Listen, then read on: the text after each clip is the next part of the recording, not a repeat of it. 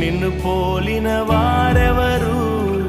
మేలు చేయు దేవుడవు, నిన్నే నమ్మితిన్ నా దేవా.